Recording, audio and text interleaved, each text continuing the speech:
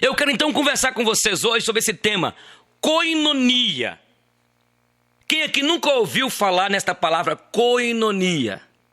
Tem algumas pessoas que nunca ouviram falar em koinonia. E a palavra pitocos. Alguém aqui já ouviu falar em pitoco? Em pitoco. Então, o que é koinonia? Koinonia é uma palavra que vem do grego, que significa comunhão. Significa partilha. Que significa estar juntos. Significa fraternidade. Significa estar todos reunidos com um só propósito.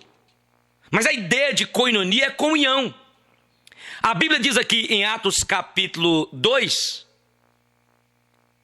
que os irmãos viviam juntos, eles vendiam as suas propriedades e eles partilhavam e ninguém tinha necessidade.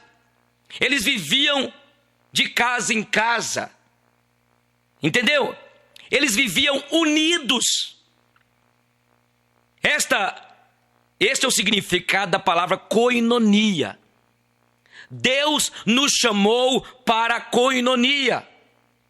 Quando a Bíblia diz, façamos o homem a nossa imagem e semelhança, a ideia de façamos, ali nós vimos então a Trindade. Deus nos criou para o relacionamento. A Bíblia diz, não é bom que o homem esteja o quê? Só. A ideia desse texto aqui de Gênesis capítulo 2, não está falando especificamente de casamento. Está falando que quando Deus fez o homem para partilha, para viver comendo o pão da fraternidade. Deus nos fez para o relacionamento. Agora o que é pitocos? A Bíblia diz aqui, em Mateus 5, bem-aventurados os pobres de espírito. A ideia é que pobres é pitoco. Pitoco era, na verdade, um pobre, não um pobre aqui do Brasil, que ganha um salário mínimo. Era um mendigo, era uma pessoa que vivia na nudez, era uma pessoa desprotegida, era uma pessoa que não tinha nenhum aparato de vestimenta e nem tanto de alimentação. Era uma pessoa que vivia uma vida, eu diria que miserável. Jesus pega essa palavra pitocos no Sermão do Monte e ele fala então, bem-aventurados os pitocos, os pobres. Ele não estava falando aqui dos pobres materialmente, ele estava falando aqui dos pobres, que são aquelas pessoas que reconhecem o seu estado de miserável pecador. São aquelas pessoas que reconhecem que são pecadoras. São aquelas pessoas que dependem da graça de Deus. São aquelas pessoas que já reconheceram que são nus, que são miseráveis, que são pobres. Aí Jesus diz, bem-aventurados os pitocos. Então essa palavra pitoco aqui é uma palavra que significa pobre. Então nós somos os pitocos de Deus. Você é uma pitoquinha de Deus. Você é um pitoco de Deus. Você é pobre. Davi expressou, eu sou pobre e necessitado, porém o Senhor Deus cuida de mim. Davi não estava falando de pobreza, de necessidade material. Ele estava falando da sua fragilidade humana. O pobre é aquele que reconhece que não tem senso de justiça algum, que depende de Deus. É aquele que reconhece que não pode fazer nada para se justificar diante de Deus. E quem reconhece que é isso, aí, bem-aventurados, porque dos tais é o reino dos céus. Então são essas duas palavras, koinonia e pitocos. Os pitocos são aqueles pobres. E nós somos, irmãos, mas fomos enriquecidos pela graça de Deus. Amém, povo de Deus? Glória a Deus. Então fala com o teu irmão, você é um pitoco. Você é um pitoco. Nós somos os pobres, espiritualmente falando. Entendeu? Então Deus nos chamou para a koinonia, para a comunhão. Paulo trata aqui de comunhão, gente. Paulo aqui fala de serviço, no livro de Efésios, batalha espiritual. Mas a primeira ênfase dele é comunhão, é koinonia. Paulo explica a salvação pela graça, excluindo toda a questão sobre a salvação pelas obras. Paulo fala que através da igreja, Deus está revelando o evangelho, através dos pitocos, dos pobres. Ele nos mostra aqui este tema, que é o mais relevante da vida cristã, irmãos. Escute, nós fomos feitos para a comunhão, para a koinonia. Entendeu? E Paulo aqui, ele coloca alguns pontos práticos da vida cristã. Todos os planos, todos os propósitos de Deus precisam virar prática, fazer diferença no dia a dia. E o primeiro assunto aqui é comunhão. Veja, irmãos e irmãs, depois de Paulo fazer toda a exposição teológica do capítulo 1 ao 3, agora ele fala de quê? De koinonia, de comunhão.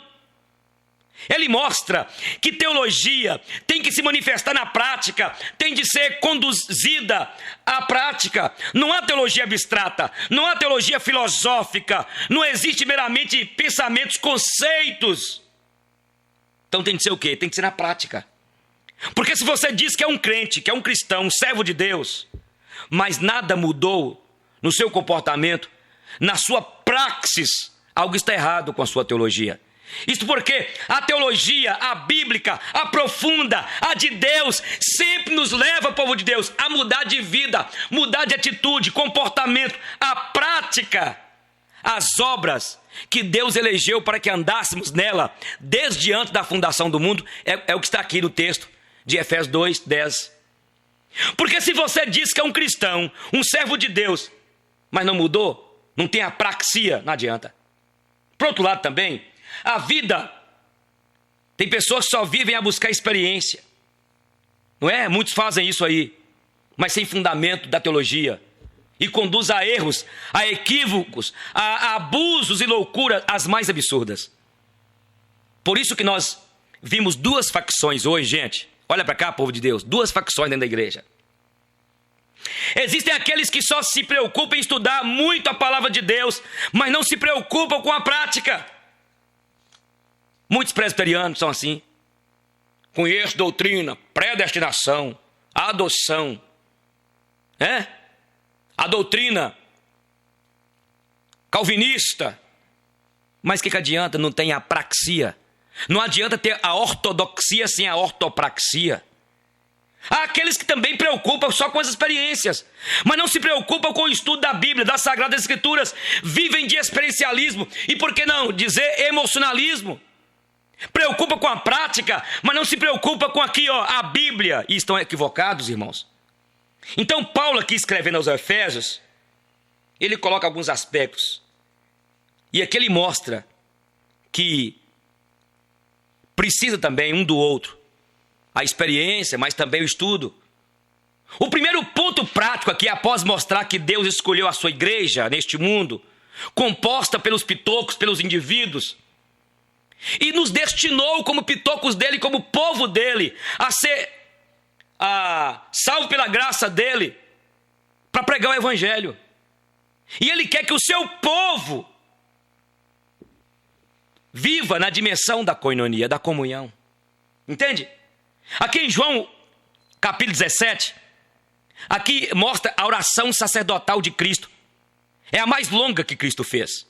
É chamada de oração sacerdotal. E nesta oração, entre muitas coisas maravilhosas que ele fala aqui, nos versículos 22 e 23, ele menciona aqui ao Pai.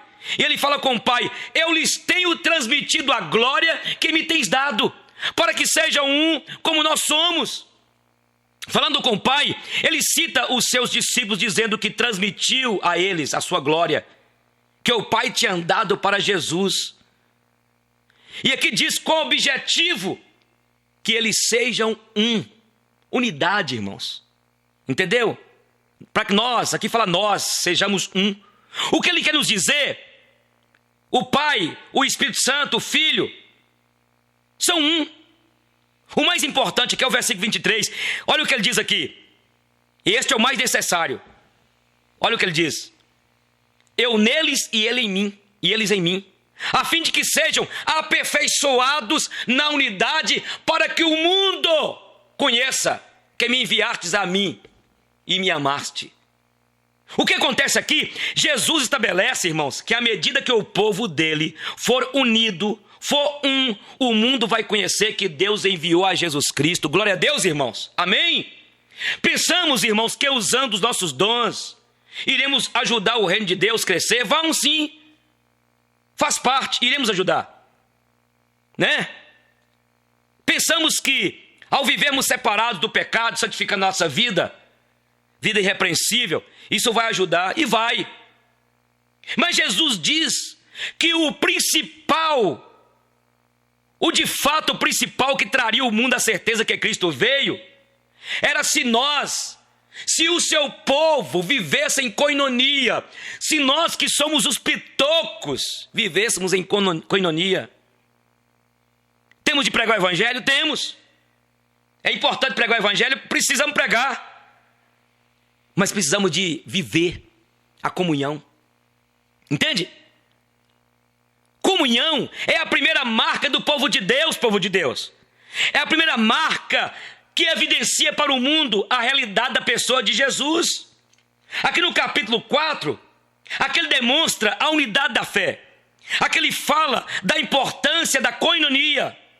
Olha o que ele fala aqui. Rogo-vos, pois, eu, prisioneiro do Senhor, que andeis de modo digno à vocação a que fortes o quê? Chamados. Paulo estava preso em Roma, gente. Lá estava ele no pior lugar. Ele estava dizendo, eu não posso ir até aí. Eu não posso estar aí com vocês. Mas eu rogo, eu peço de todo o coração. A ideia aqui, irmãos, eu imploro com todas as minhas forças, para que vocês vivam de modo digno da vocação, do chamado, da conversão. Não adianta apenas conhecer a vocação, as grandezas da eleição, o fato de ter sido chamado desde antes da fundação do mundo. Não adianta ficar aí com a mente cheia de conhecimento. É preciso andar, é preciso tornar isso prático. E a maneira prática que Paulo fala aqui, é preciso vocês terem koinonia, comunhão. Então eu quero destacar aqui alguns aspectos da verdadeira koinonia. Quais são esses aspectos? Então nós falamos na introdução que nós temos koinonia, é comunhão. Falamos que pitocos são os pobres. Olha o que está aqui no versículo 2. No finalzinho, quando Paulo diz, suportando-vos uns aos outros. Olha, irmão, sempre ele fala aqui, uns aos outros. Entendeu? Sempre ele fala aqui, uns aos outros. A comunhão começa nos uns e termina nos outros. Não é inverter outros e chega a uns. O que acontece conosco? Nós ficamos sempre pensando que é o outro que tem de tomar iniciativa quando faz alguma coisa errada com a gente, quando peca contra a gente, quando pisa na bola com a gente, contra a gente. A gente fica sempre pensando que é o outro que pecou, que pisou na bola, que tem que tomar iniciativa. Mas aqui fala o quê? Uns aos outros. O outro, veja bem, o outro, a ideia aqui é, ele que tem, eu que tenho que pedir perdão para ele, ou melhor, eu que tenho que procurá-lo, para pedir desculpas. Você entendeu? Aqui está mostrando que tem que começar em mim. Só vai haver comunhão quando entendermos que começa em mim. Tem um cântico que eu gostava de cantar. A começar em mim quebra corações, para que sejamos todos um, como tu és em nós. Entendeu? Onde houver briga, guerra, que eu leve paz. Onde houver ódio, que eu leve amor. Onde houver guerra, que eu seja um pacificador. Então alguém te machucou, irmão? Olha para cá. Vá lá, converse, fale. Você quer aprender sobre comunhão? Comunhão, eu que tomei iniciativa, eu que fui ferido, eu que fui magoado, pisaram em mim. Esse é o caminho, irmão. O caminho de deixar o quê? A minha vaidade, o meu orgulho, negar a mim mesmo. Tem que tomar atitude de se dirigir ao outro. E aí fica todo mundo esperando. Vai ficar todo mundo esperando e não acontece o quê? A coinonia. E o diabo aproveita disso para bloquear as famílias, a comunhão na igreja. A coinonia, a comunhão começa no um e termina no outro. Ou seja, começa em um, expande no outro e retorna para um. Esta é a frase que explica a comunhão uns com os outros. Entende? Você pode dizer uns com os outros, então começa em mim. Agora, quais são, irmãos, os 5 pilares básicos? E eu quero destacar aqui 5 pilares básicos da koinonia. Eu quero destacar aqui quais são esses aspectos dessa comunhão, que são as palavras usadas por Paulo aqui. Usadas aqui por Paulo, o versículo 2 e 3. Aqui diz, com toda humildade. O primeiro pilar da comunhão, da koinonia, significa humildade. Este é o sentimento difícil, mais difícil, irmãos. Quando ele escreveu esta carta aqui aos Efésios, Paulo usou uma palavrinha aqui no grego, que era detestada na sociedade da época. A razão humana não aceitava isso. Naquele contexto greco-romano, naquele contexto onde as pessoas se gloriavam na sabedoria dos gregos lá, dos grandes filósofos, havia toda ostentação, todo o exibimento.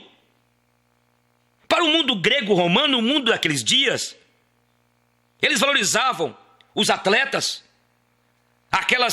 aqueles grandes filósofos, competiam entre eles. Eles valorizavam os corajosos, os orgulhosos.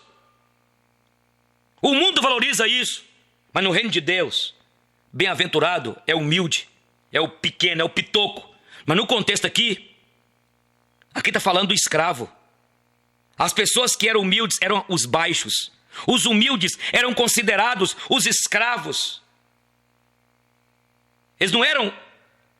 E os senhores eram os grandes funcionários públicos daquela época. Agora que os humildes. Então o primeiro pilar da comunhão, sabe qual é? É a humildade. Aqui humildade para Paulo é ser escravo, é ser doulos. Não há coisa que mais atrapalha as relações do que o orgulho. Não existe coisa mais desejada aos homens do que o desejo de ser aplaudido, ovacionado, elogiado. Homem que gosta de glórias. No mundo atual, nessa sociedade consumista, pós-moderna, é assim ou não é? Por isso que não existe comunhão, meus irmãos. Aí existem, sabe o quê? Parcerias, contratos. Parceria não é comunhão, é o contrato entre duas pessoas que decidem explorar os outros. Comunhão acontece quando um quer servir o outro, quando um quer ser instrumento de bênção de Deus na vida do outro. Então o termo que Paulo aqui usa é muito rico.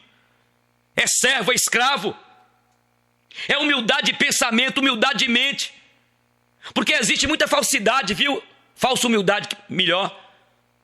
Aí você fala assim, não precisa me agradecer não. Mas no fundo quer ser agradecido. Quer ser citado o nome.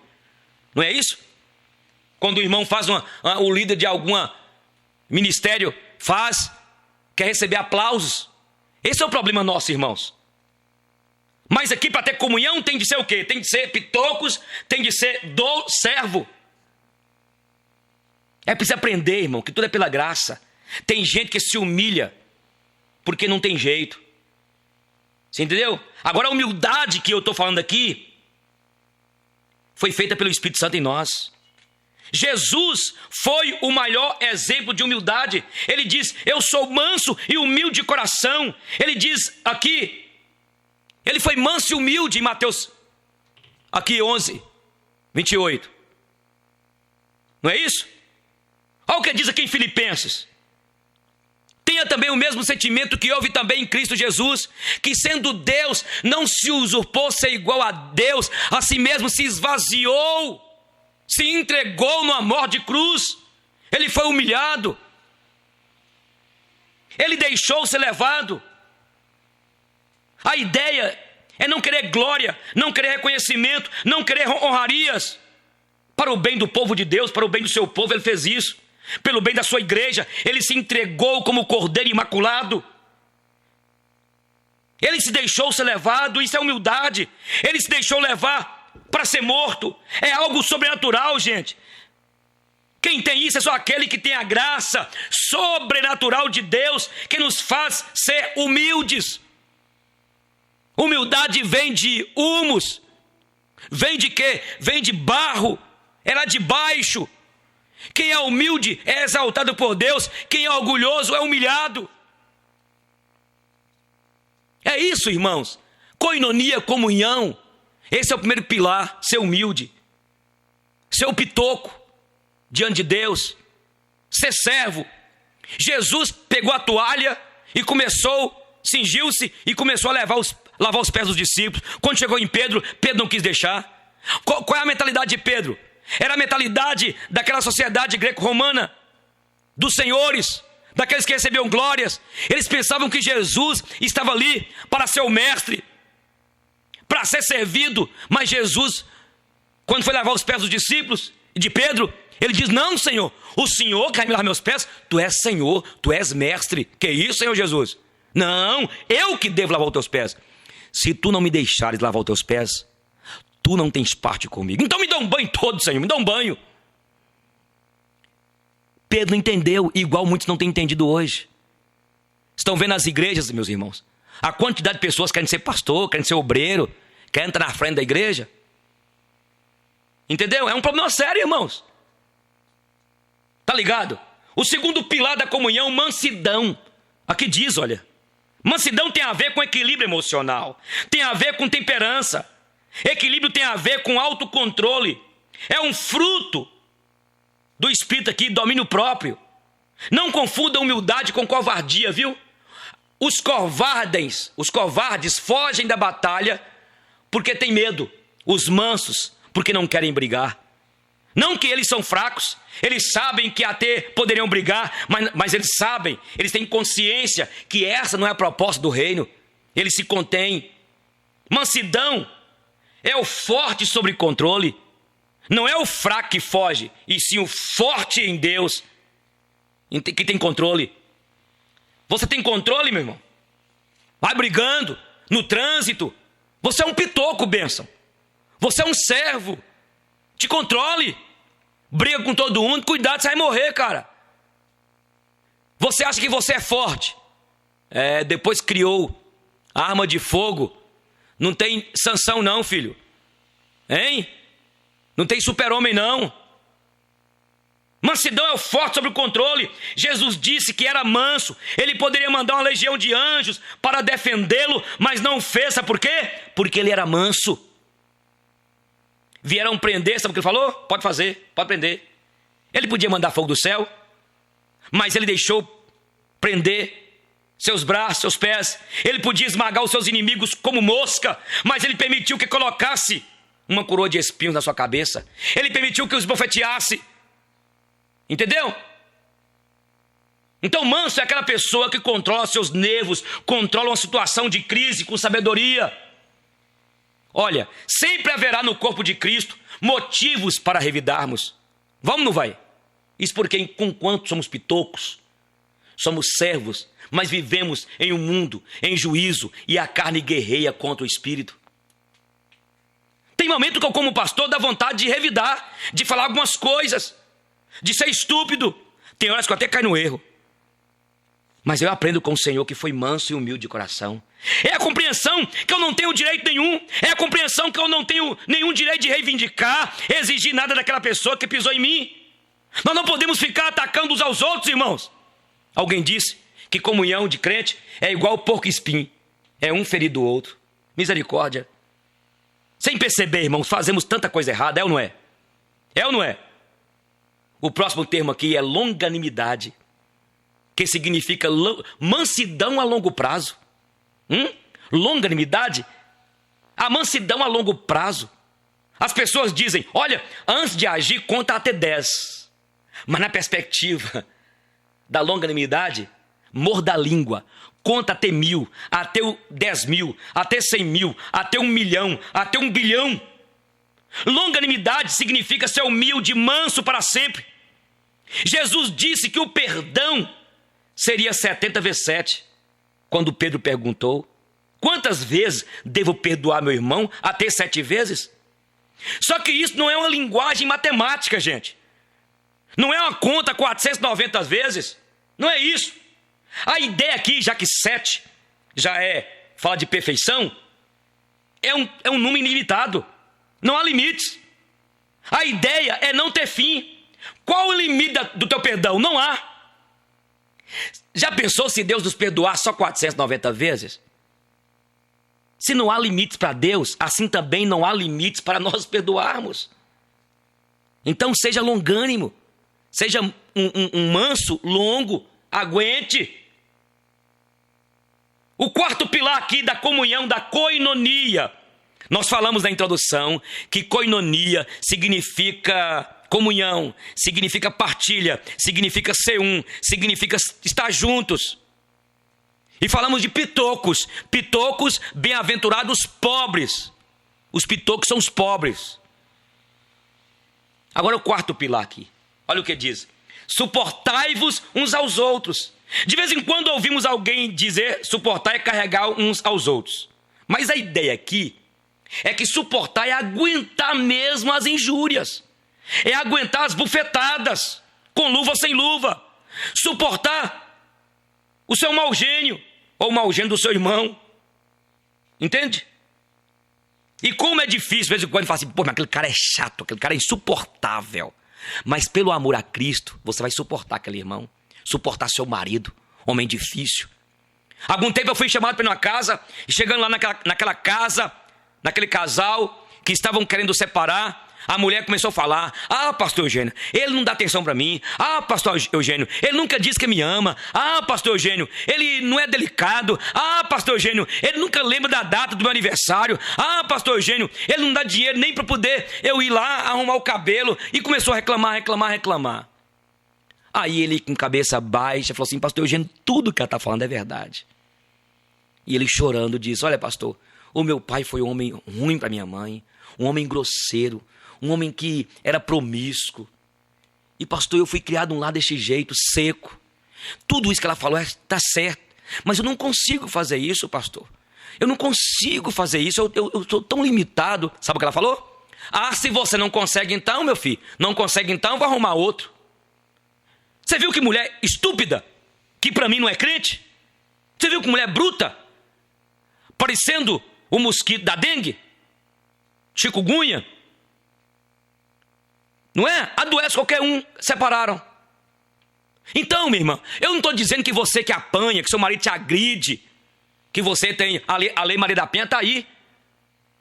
Mas muitas vezes, tem mulheres reclamando, sendo que pode suportar, tem homens reclamando. Eu sei que é difícil, suporte teu filho, suporte pela koinonia, por amor. Entende? Cristo aguentou as bobagens dos apóstolos. Quantas bobeiras eles faziam e falavam. As coisas que Pedro falava, as coisas que João falava. Senhor, queres descer fogo do céu agora mesmo? Pedro fez tantas promessas. Eu vou com o Senhor até o fim. Estou disposto para morrer pelo Senhor, pelo Senhor. Quanta infantilidade. Fizeram tantas promessas. E nós somos assim. Fazemos promessas. Com esse coração enganoso que nós temos. Enganoso. Entendeu, irmão? Agora, tudo bem. Tem muito irmão dentro da igreja esperto, viu? Dinheiro difícil e não quer mudar. Mas eu estou colocando aquela pessoa que quer pedir ajuda. Aqui na igreja, de vez em quando o irmão fala: pastor, me ajude.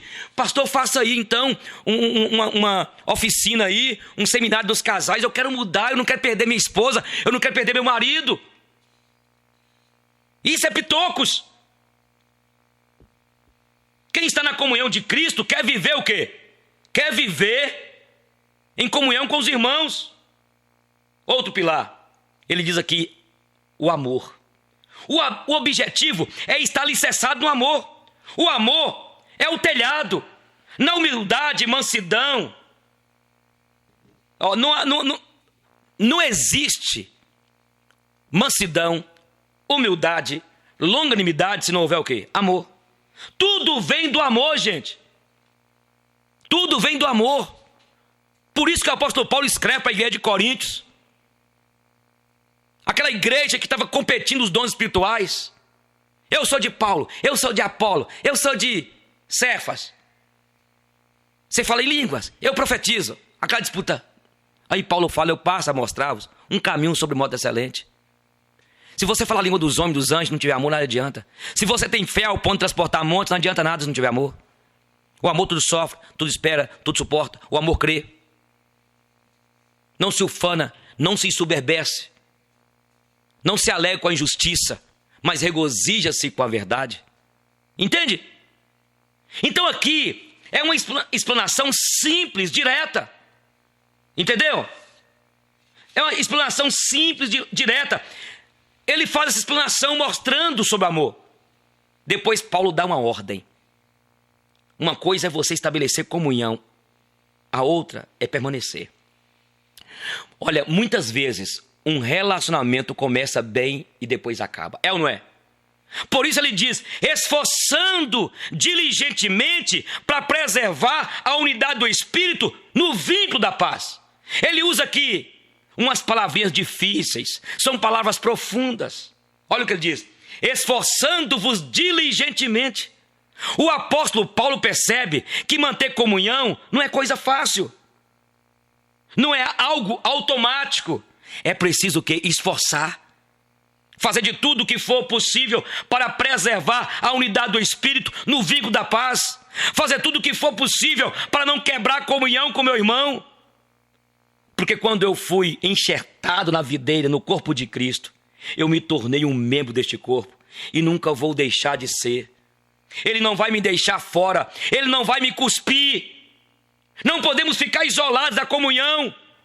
Quem foi convertido, regenerado, batizado com o Espírito Santo, ele nunca vai embora, o Espírito Santo, porque ele é o selo. Nós fomos selados pelo Espírito Santo. Nós temos a garantia da nossa salvação. Mas a questão é que podemos esfriar, entristecer o Espírito. Não é, irmãos? Não há como ser crente só. Não tem como ficar só. Entende, irmão? Não tem como você ficar na sua casa lá. Você que me ouve. Eu vou ser crente em casa. Isso é uma estratégia do diabo. Nós fomos feitos para o relacionamento, povo de Deus. A Bíblia diz aqui, eu vou repetir, não é bom que o homem esteja só. Sabe o que acontece? Isso é orgulho. A pessoa não quer ter comunhão, não quer ter koinonia, não quer ser um pitoco, não quer depender do outro. Nesses dias de apostasia, nós estamos vendo aí alguns crentes. Não quero ir na igreja não. Igreja é chato demais, difícil demais. Isso é mentira. O orgulho tem entrado no coração das pessoas. Os que são pitocos, os que são de Deus, irão querer viver em unidade, irão querer viver junto. Não tem como ser crente em casa não, irmão. Nós dependemos uns dos outros. Relacionamento, irmão, relacionar é a coisa mais difícil, relacionar. Sabe o que acontece? Muitas pessoas não querem ir para a igreja porque não quer ter a humildade de pedir perdão, de muitas vezes ser até humilhado, porque Deus usa até a comunidade para estarmos juntos, mas um ajudar o outro nas suas deficiências. Irmãos, escuta o que eu vou dizer aqui. Olha, isso é uma coisa mística. Quem tem Cristo não fica à parte, não fica de fora. Isso é místico, isso é uma questão sobrenatural. O Espírito Santo em sua vida, em minha vida, é um vínculo. Existe uma ligação que é e será mais forte até mesmo do que as relações familiares. Pode até ser mais forte agora a relação familiar, mas um dia vai ser muito mais forte a união da igreja, do corpo de Cristo. Entendeu? Porque o vínculo da família pode ser rompido no dia a dia, sabe? Os irmãos não ficam juntos, um vai para São Paulo, outros vai para a Inglaterra, outro vai para o Rio de Janeiro, morar lá. Mas na igreja não, porque mesmo se você mudar de igreja, lá tem o irmão que comunga do mesmo Cristo, que tem o mesmo Deus, que tem a mesma graça e que tem a mesma palavra. Entende, gente? Nós precisamos de estar juntos. Precisamos ter vínculo. O que acontece hoje, a internet, a televisão, o corre-corre da vida tem distanciado-nos. Você está viciado, meu irmão, em internet, viciado em novela, minha irmã. Você está com comunhão com as trevas, comunhão com o mundo. Não ameis o mundo, nem as coisas que neste mundo há. O lugar seu é na igreja. Esses dias de campanha foi bom, não foi, irmãos? 7 dias de campanha aqui. 7 dias de campanha. Não desista. Cada dia uma palavra diferente. Não foi uma campanha para pedir dinheiro, porque a maioria das campanhas das igrejas hoje é para pedir dinheiro. Não foi. Foi uma campanha de fé para poder desenvolver nossa fé. Oramos juntos. Irmãos aqui foram quebrantados, reconciliados. Foi bom, não foi, irmãos? Em maio, nós teremos uma campanha abençoada aqui. Não é para pedir dinheiro, mas uma campanha para a restauração da família. 7 dias. Vai ser bom demais. Amém, povo de Deus? Glória a Deus. Então Deus não te fez para viver só. Deus não te chamou para isolar. Você foi chamado para a coinonia. Você foi chamado para ser um pitoco do Senhor. Entendeu? Você fala assim, fulano tal não tem jeito não, pastor. Tem jeito não. Não tem jeito, tem. Tem de ir atrás dele. Olha o que Paulo fala. Faça tudo o que você puder. Irmãos, 2 coisas, viu? 2 coisas acabam com a comunhão. Brigas e indiferença. Quando 2 crentes brigam, eles têm o Espírito Santo, e aí o que acontece? Eles ficam quietos, o Espírito Santo move eles, e eles pedem perdão ao outro. Não há como viver. Não há como dizer que é de Deus e ficar aí fechado, indiferente. Ficar aí falando mal da sua igreja. Escute, esta é uma união mística, sobrenatural. Então tudo que você puder fazer, faça. Pare de falar mal da igreja aqui, meu irmão. Pare de falar mal da sua igreja lá. Ei, você que me ouve aí. Pare de falar mal do seu pastor. Pare de ficar falando mal aí da sua comunidade. Eu sempre falo, se você não está sentindo bem, procura outro lugar para você ter comunhão. Mas não sai da sua igreja para vir para cá e não sai daqui para vir para lá, porque ficou de mal aqui. Reconcilie. Entendeu? Nós vivemos num país livre, gente. Vivemos num país livre. E eu quero falar uma coisa aqui, escute. Nós somos ovelhas do pastor por excelência, que é Deus. Somos irmãos. Olha aqui. Paulo aqui usa 3 versículos para fazer da prática, da comunhão. Ele fala sobre os pilares, ele fala sobre o esforço. E agora sabe o que ele diz? Qualquer pessoa que quer crente, tem de viver suportando, tendo longanimidade, tendo o quê? Domínio próprio. Por quê? Nós somos só um. E ele usa aqui 7 vezes um corpo, um só Espírito, um só Senhor, um só batismo. Então, por quê? Comunhão é importante. Porque Deus é um só corpo, uma só igreja, um só batismo, uma só fé. Olha, irmãos, existem muitas denominações, mas a igreja é uma só. Está entendendo? Tem igrejas que têm as suas estratégias e até cai na vaidade de achar que é a igreja certa, únicos salvos, e acabam virando seitas. Líderes que acabam liderando uma seita e são falsos profetas. Entendeu? De qual igreja você é, irmão, você que está aqui? De qual igreja você que me assiste e me ouve é?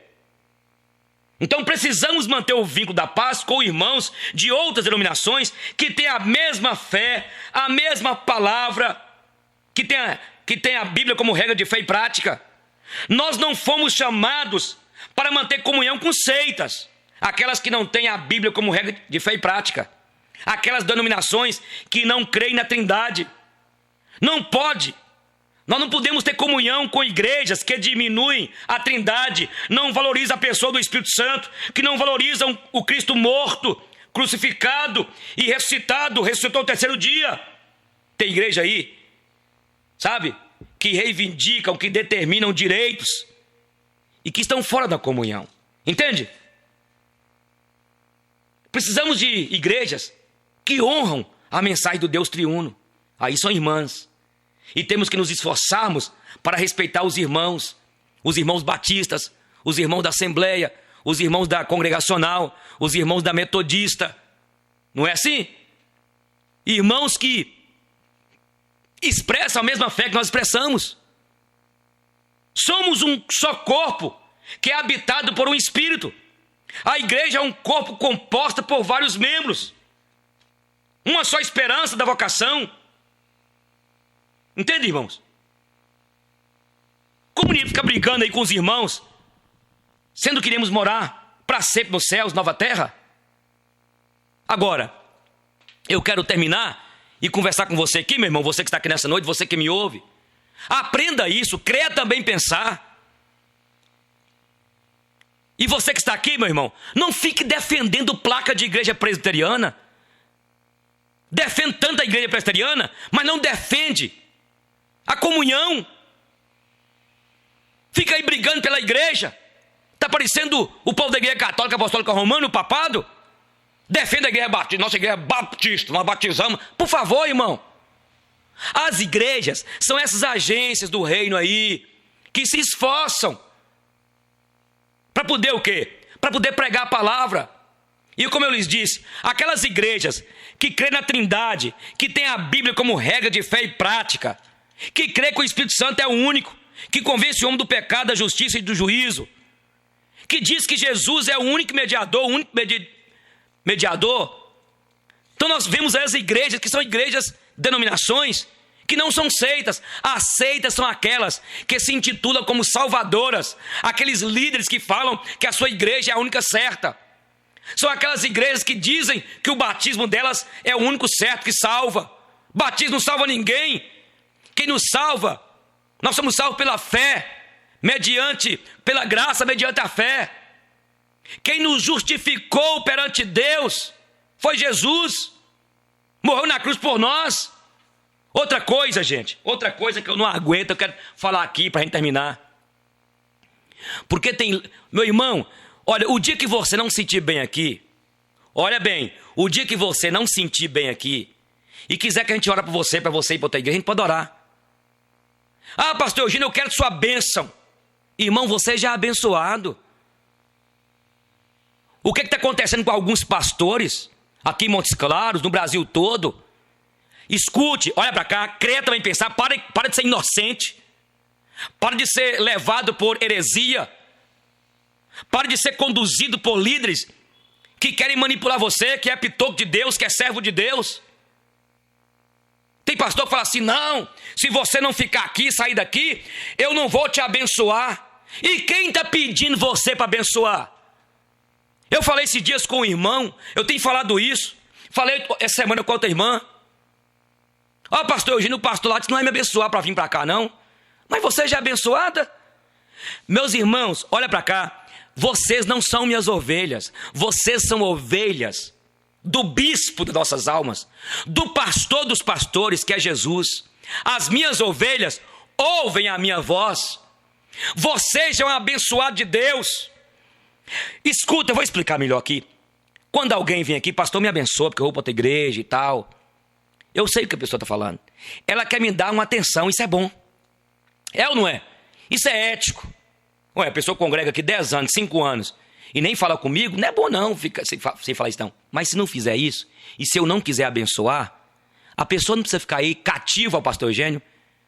Tem muito bruxo entre nós, aqui em Montes Claros, né, em sua cidade aí. Se você você não tem minha bênção não, mas quem falou que eu quero bênção sua? Quem falou que eu quero bênção sua? Meu Deus, meus irmãos, nós somos ungidos de Deus, nós já fomos abençoados nas regiões celestiais. Ah, sobre você bênçãos. Você já saiu do catolicismo romano, que colocou sobre você um peso, que colocou sobre você lá, que você foi amaldiçoado, antigamente você era excomungado. É verdade que, por exemplo, você sai daqui brigado com o irmão, vai para outra igreja? Não, meu irmão, está errado. Isso é falta de amor, peça perdão. É bom você chegar aqui na frente para a gente orar por você, te abençoando em nome de Jesus? Sim. Nós estamos formando, meus irmãos, tem pastores que estão sendo bruxos na frente da igreja. Olha, você não tem minha bênção. A pessoa, alguém sair daqui e falar assim, você não tem minha bênção. Eu com isso mesmo. Porque você já tem a bênção de Deus. Nós estamos confundindo a questão sociológica, ética, com as coisas espirituais. Ah, pastor Eugênio, mas o senhor mesmo deu um estudo esses dias aqui sobre submissão e autoridade. Submissão e autoridade tem um limite. Como assim, pastor? Quer dizer, se eu começar a fazer igual alguns líderes estão fazendo aí, como bruxos, fora da palavra de Deus, usando uma doutrina criada por ele, é igual o seu pai. Você tem que submeter sua mãe e seu pai até quando eles estiverem debaixo do que está aqui, ó, do manual por excelência, escrito pelo Pai Nosso. Você está entendendo? Respeita seu pastor, honre seu pastor lá, respeita seu líder. Mas no momento em que seu líder, ele quer forçar você a fazer aquilo que está fora da Bíblia, anátema. Ele é maldito. O que é isso, pastor? Ele é ungido de Deus, você também é, irmão. Você não ouviu aquela mensagem nossa? Nós estudamos aqui. Quais são os ungidos? Todos nós, os pitocos, todos nós somos ungidos. Estou cansado de ouvir isso. E você que está aqui, você que me ouve, pelo amor do Senhor. Tem pastor passando medo das ovelhas de Deus. Você saiu daqui, viu? Você saiu daqui, você vai ver. Vai vir maldição sobre você. Você vai ver, viu? Quem planta colhe as consequências. Sabe o que o pastor seu está interessado? Ah, eu vou falar. Sabe o que esses pastores estão interessados? É no dinheiro seu. Uma vez, numa igreja aí, saíram um casal, o cara era empresário. O pastor xingou, declarou como bruxo maldição sobre eles. E eu falei, vem cá, moça, na Bíblia você já foi abençoado. E eles prosperaram. Eles foram congregar em outra igreja. Entendeu? Então, tem igrejas, irmão, tem pastores que eles querem manipular. E aí eu volto a repetir aqui, meu irmão, você tem que parar de ficar defendendo a sua denominação demais. A igreja nossa aqui presbiteriana. O dia que você não sentir bem mais aqui, porque na verdade você sentiu bem em outra denominação, vai para lá, perto da sua casa. Eu sei que vocês estão aqui porque vocês têm comunhão aqui, gostam dessa palavra, nós estudamos a Bíblia aqui. Tem tanta igreja boa aqui, mas claro, gente, abençoada, os irmãos batistas, as Assembleias de Deus, metodista, são várias, congregacional e várias. E eu sempre falo, quando você tiver de sair daqui para ir para outra igreja, procura uma igreja, meu filho, que o pastor já está lá há mais tempo, casado, que você vê os filhos dele, como é que ele é com a mulher, como que ele está com seus filhos. O cara montou um ministério tem pouco tempo, nem sabe quem é a mulher dele. Mas é o que eu sempre falo, o povo gosta de ser enganado. Terminando, nós estudamos aqui sobre pitocos e koinonia. Koinonia significa partilha, estar junto, ter comunhão. A igreja, aqui em Atos capítulo 2, ela era conhecida. As pessoas simpatizavam, porque eles viviam em comunhão. As pessoas do mundo aqui nesse contexto ficavam impressionadas quando eles vivem unidos. Deus quer isso, meu irmão. Vivemos unidos. O que adianta essa igreja nossa aqui, ó, ter ar-condicionado? O que adianta nós queremos fazer um novo templo? Mas tem irmão passando nessa cidade aqui, ó. Tem irmão aqui que não tem onde reclinar a cabeça. Tem irmão aqui morrendo de fome. O que é isso, irmão? Isso não é igreja, não. O que adianta construir uma catedral, um templo maravilhoso, e nós iremos construir, mas se nós não tivermos comunhão, eu vou cuidar de vocês aqui, porque Deus me chamou para cuidar das ovelhas dele, e vocês não são minhas ovelhas, viu? Ei, pastor, você que me ouve, deixa eu falar com o pastor aqui. Ei, você que me ouve na rádio aí, que é pastor, aquela igreja lá, aquelas ovelhas não são suas, elas são de Jesus, sabia disso? Você é apenas o guia delas. Então pare de ficar querendo colocar jugo sobre suas ovelhas, amaldiçoando suas ovelhas. Hein, profeta de Balaão? Estamos cheios de profetas, irmãos, de Balaão, querendo amaldiçoar o povo de Deus. Então você que está aqui nessa noite, você que me ouve, se o seu pastor não te abençoou para você ir para outra igreja, preocupa não. O pastor seu já abençoou você. Pastor Eugênio não, Jesus. Seu pastor está sendo Balaão. Nós somos os pitocos, irmãos. Nós somos os pobres. E Deus nos chamou para a koinonia. Koinonia é comunhão. E eu quero orar neste momento. e pedir a Deus para que você não perca o rumo, para que nós possamos viver unidos, irmãos. Por isso nós ficamos aqui. Nós vamos ter nosso acampamento aí 3 dias com esse tema comunhão, koinonia. Vai ser bom demais. Vai ser um momento de nós estarmos juntos, entendendo um ao outro, conhecendo melhor um ao outro. Acampamento é para isso, é para estarmos juntos. Nós vamos voltar ao nosso culto aqui, olha, quando terminar o concerto aqui do templo, nós rebaixamos o gesso. Nossa igreja é muito alta, nós iremos colocar acústica. Nós iremos abrir nosso templo quarta e quinta-feira. Oração. Vai ser quinta-feira da libertação. E você vai vir para nós estar. Um velho carpinteiro estava para se aposentar. Ele contou a seu chefe os seus planos de largar o seu serviço de carpintaria e de construção de casas e viver uma vida mais calma com sua família. Claro que ele sentiria falta do pagamento mensal, mas ele necessitava da aposentadoria. O dono da empresa sentiu em saber que perderia um de seus melhores empregados e pediu a ele que construísse uma última casa como um favor especial. O carpinteiro consentiu, mas com o tempo era fácil ver que seus pensamentos e seu coração não estavam no trabalho. Ele não se empenhou no serviço e se utilizou de mão de obra e materiais-primas de qualidade inferior. Foi uma maneira lamentável de encerrar sua carreira. Quando o carpinteiro terminou seu trabalho, o construtor veio inspecionar a casa e entregou a chave da porta ao carpinteiro. Está aí, é a sua casa, ele disse. Meu presente a você. Que choque, que vergonha! Se ele soubesse que estava construindo sua própria casa, teria feito completamente diferente. Não teria sido tão relaxado. Agora ele teria de morar numa casa feita de qualquer maneira. Assim acontece conosco. Nós construímos nossas vidas de maneira distraída, reagindo mais que agindo, desejando colocar menos do que o melhor. Nos assuntos importantes, nós não empenhamos nosso melhor esforço. Então, em choque, nós olhamos para a situação que criamos e vemos que estamos morando na casa que construímos. Se soubéssemos disso, teríamos feito diferente. Pense em você agora, como um carpinteiro. Pense sobre sua casa. Cada dia você martela um prego novo, coloca uma armação ou levanta uma parede. Construa então, sabiamente. É a única vida que você construirá.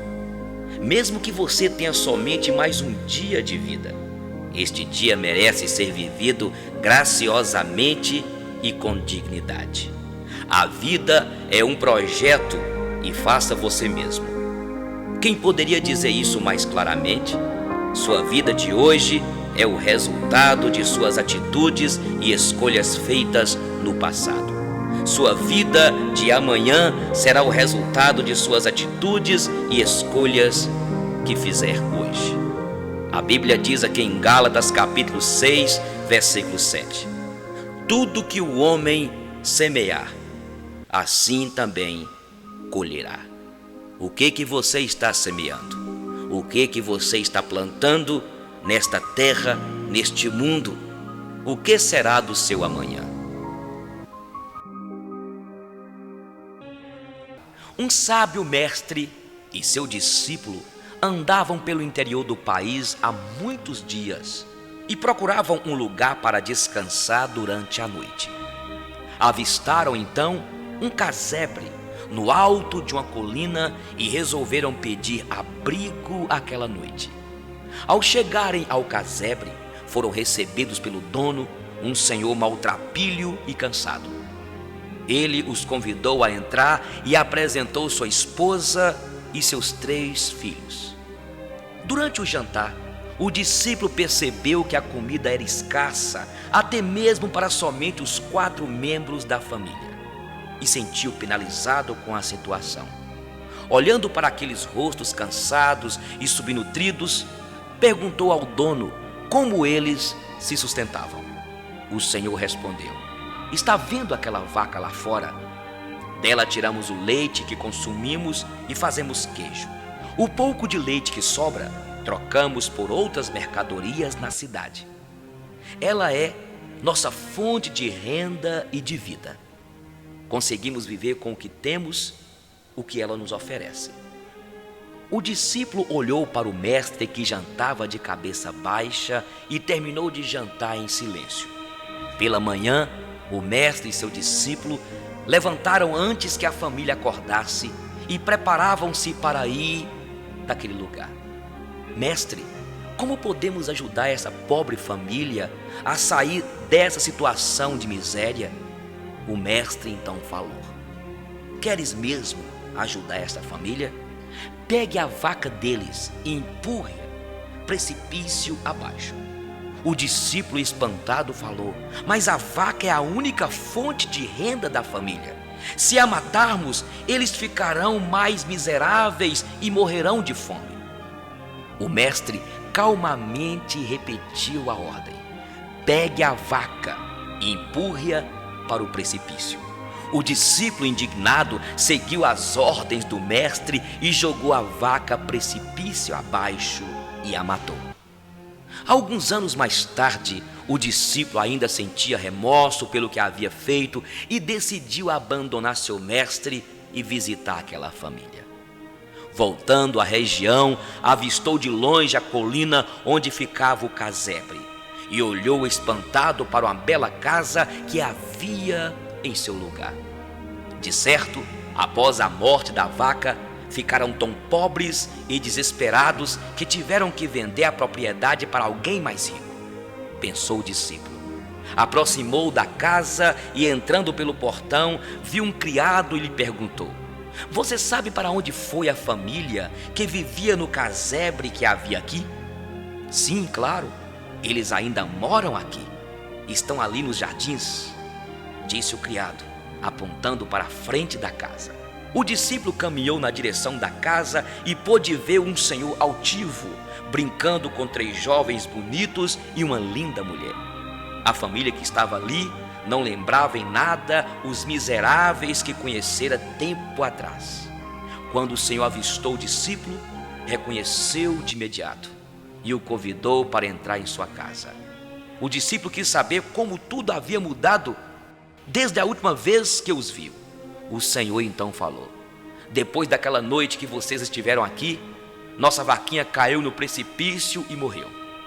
Como não tínhamos mais fonte de renda e sustento, fomos obrigados a procurar outras formas de sobrevivência. Descobrimos muitas outras formas de ganhar dinheiro e desenvolvemos habilidades que nem sabíamos que éramos capazes de fazer. E continuou: perder aquela vaquinha foi horrível, mas aprendemos a não sermos acomodados e conformados com a situação que estávamos. Às vezes, precisamos perder para ganhar mais adiante. Só então, o discípulo entendeu a profundidade do que o seu ex-mestre o havia ordenado a fazer. Procure em sua vida se não há uma vaquinha para empurrar no precipício, ou se alguma já caiu e você não percebeu que foi algo bom, maravilhoso. Perder o emprego, acabar um relacionamento e tantas outras coisas traumáticas são como marcos em nossas vidas. Servem para mostrar que você passou por ali e sobreviveu. Ficou melhor e mais forte. Se sua vida mudou por uma circunstância dessas, agradeça, mesmo que pareça ruim agora. Tudo leva a um caminho melhor. Só depende de como você vê. Agradeça a Deus, o louve e siga em frente.